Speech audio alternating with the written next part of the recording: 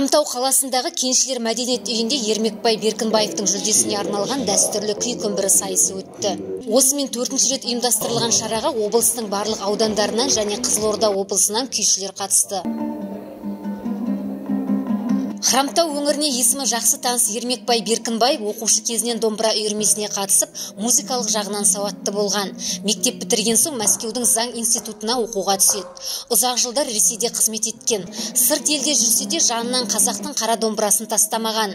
Мерекелік концерттерге қатысып, қазақ өнеріне ынтасы мол көрерменнің ықыласына бөлінген. Домбырада еркін ойнайтын азамат қазақ жастарының күй үйренуіне жағдай жасаған.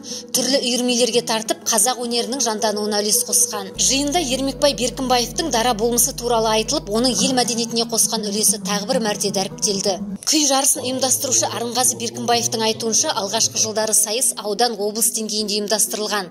Биыл аймақтық деңгейге көтеріліпті. Мақсаты енді осы біздің қасиетті өзіміздің тума өнеріміз домбыраны дәріптеу, қазақтың өнеріне деген жастардың ықыласын арттыру, үлкен тәрбиелік мәні бар деп есептейміз.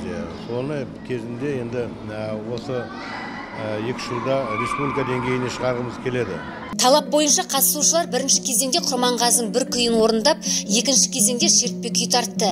Әр аймақтан жиналған күйшілер бар өнерін ортаға салды. Ермекбай Қалжанов ағамызға арналған домбыра күй байқауы жақсы өтіп жатыр деп есептейміз.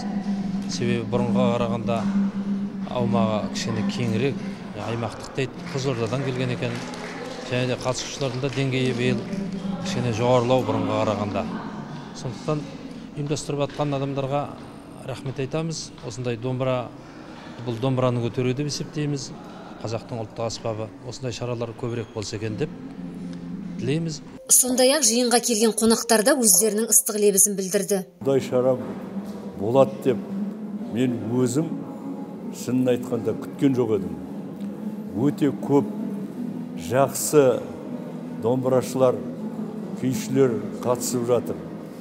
Осы жаңа қай азамат болмасын күйге қатысып жатқан, қай ауданнан келмесін, біздің Ақтөбе қаласынан бәрі де бірінен бірі өтетін кілең жақсы біздің өнер паздар.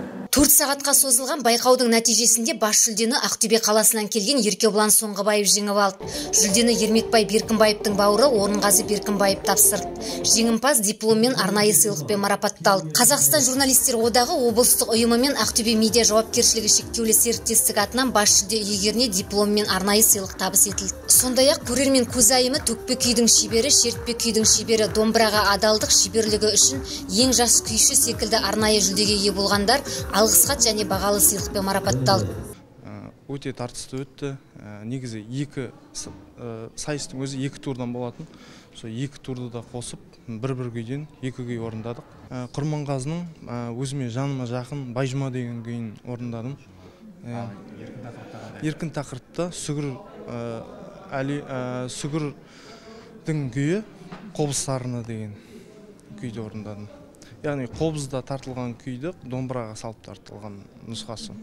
Жиынға қонақ ретінде қатысқан облыстық мәслихаттың төрайымы Гүлқасима Сүйінтаева, Аманат партиясы облыстық филиалының атқарушы хатшысының орынбасары Әсел Сарманова және өзге де өңірге танымал ардагерлер мен азаматтар ыстық ықыластарын білдірді. Ақтөбе медиа YouTube арнасы, Кәмшат Сексенбайқызы, Аян Аманғали.